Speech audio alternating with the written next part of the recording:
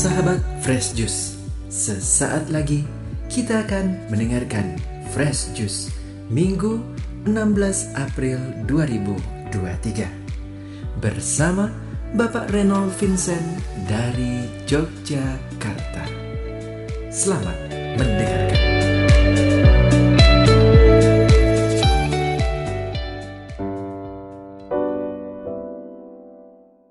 Bacaan dari Yohanes bab 20 ayat 19 sampai 31. Ketika hari sudah malam pada hari pertama minggu itu, berkumpullah murid-murid Yesus di suatu tempat dengan pintu-pintu terkunci karena mereka takut kepada orang-orang Yahudi. Pada waktu itu datanglah Yesus dan berdiri di tengah-tengah mereka dan berkata, "Damai sejahtera bagi kamu." Dan sesudah berkata demikian, ia menunjukkan tangannya dan lambungnya kepada mereka. Murid-murid itu bersukacita ketika mereka melihat Tuhan. Maka kata Yesus sekali lagi, "Damai sejahtera bagi kamu. Sama seperti Bapa mengutus aku, demikian juga sekarang aku mengutus kamu." Dan sesudah berkata demikian, ia mengembusi mereka dan berkata, "Terimalah Roh Kudus. Jikalau kamu mengampuni dosa orang, dosanya diampuni. Dan jikalau kamu menyatakan dosa orang tetap ada, dosanya tetap ada." Tetapi Thomas, seorang dari ke-12 murid itu yang disebut Didimus, tidak ada bersama-sama mereka ketika Yesus datang ke situ. Maka kata murid-murid yang lain itu kepadanya, "Kami tidak melihat Tuhan." Tetapi Thomas berkata kepada mereka, "Sebelum aku melihat bekas paku pada tangannya, dan sebelum aku mencucukkan jariku ke dalam bekas paku itu, dan mencucukkan tanganku ke dalam lambungnya, sekali-kali aku tidak akan percaya." 8 hari kemudian, murid-murid Yesus berada kembali dalam rumah itu, dan Thomas bersama-sama dengan mereka.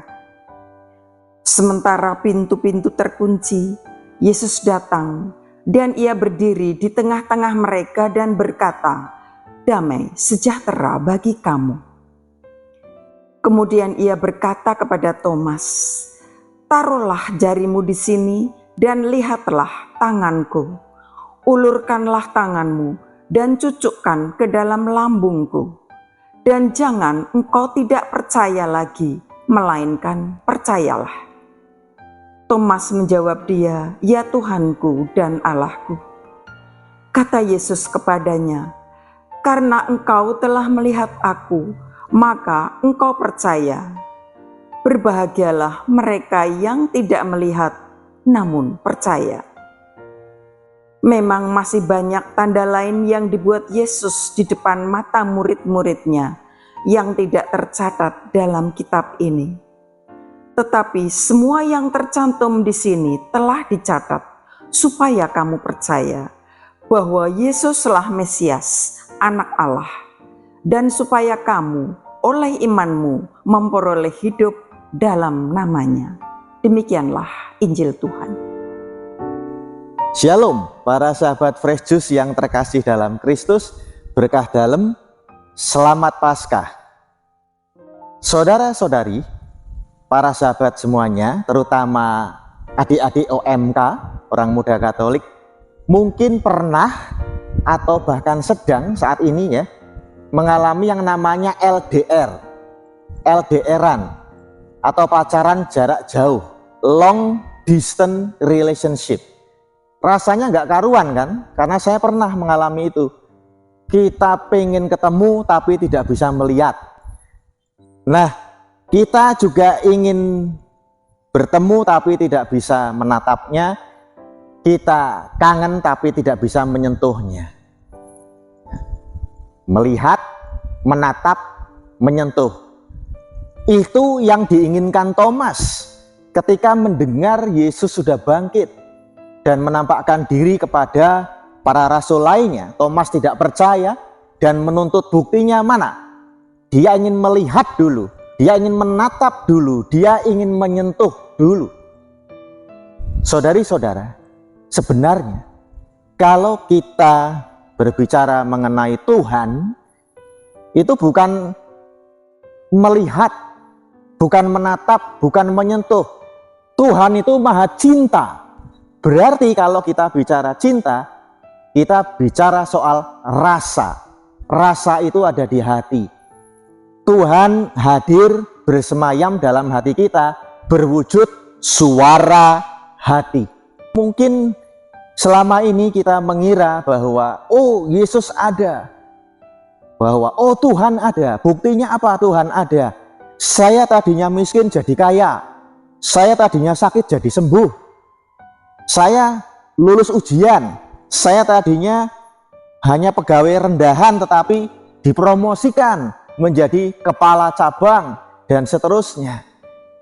Hati-hati, setan pun bisa melakukan hal yang sama. Kalau kita pergi ke dukun, tetapi ada satu yang paling utama, yang surgawi banget, yang setan nggak bisa kasih. Apa itu? Rasa damai sejahtera. Damai sejahtera. Itu yang dikatakan oleh Yesus 3 kali dalam Injil tadi. Damai sejahtera bagimu. Kenapa Yesus menekankan itu? Karena Yesus ingin masuk ke hati kita. Jadi kita cukup merasakan kehadirannya. Nggak usah melihat, tidak usah menatap, tidak usah menyentuhnya. Nanti di surga nanti kita bisa lakukan 3M itu. Tetapi saat ini ketika kita mengembara di dunia ini, cukuplah kita merasakan kehadiran Tuhan. Tuhan hadir dalam suara hati. Yang kedua, melalui Ekaristi. Itu sudah pasti.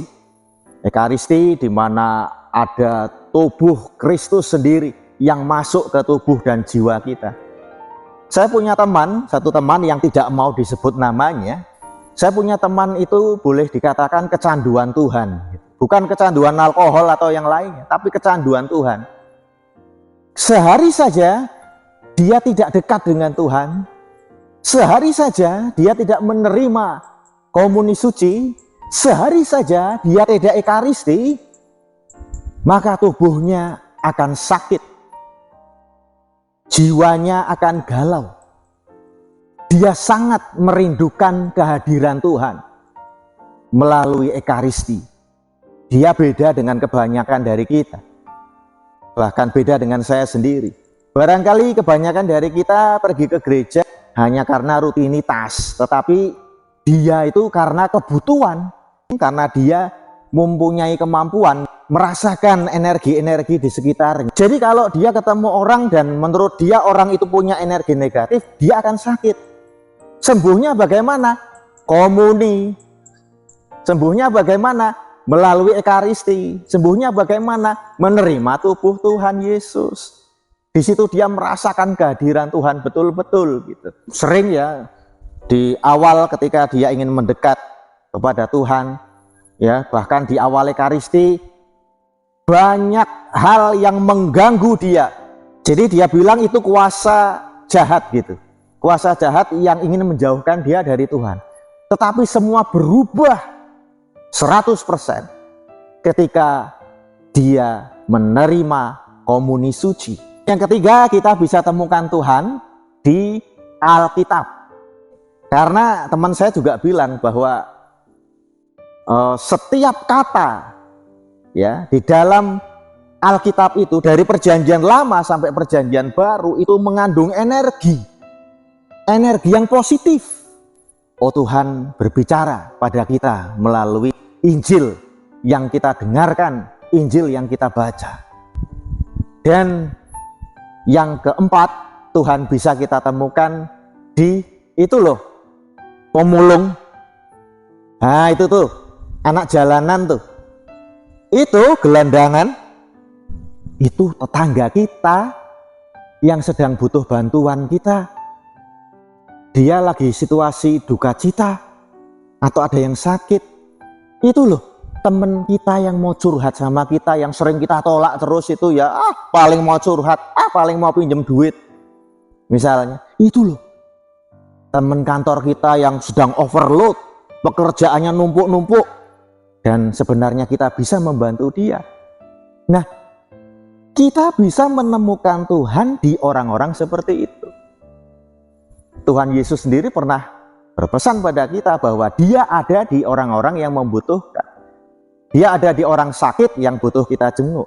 Dia ada di orang telanjang yang butuh kita berikan pakaian. Dia ada di orang yang di dalam penjara yang butuh kita lawat. Nah, Tuhan akan terasa lebih hadir kalau kita tidak hanya melihat. Jadi setelah kita melihat, kita berbuat.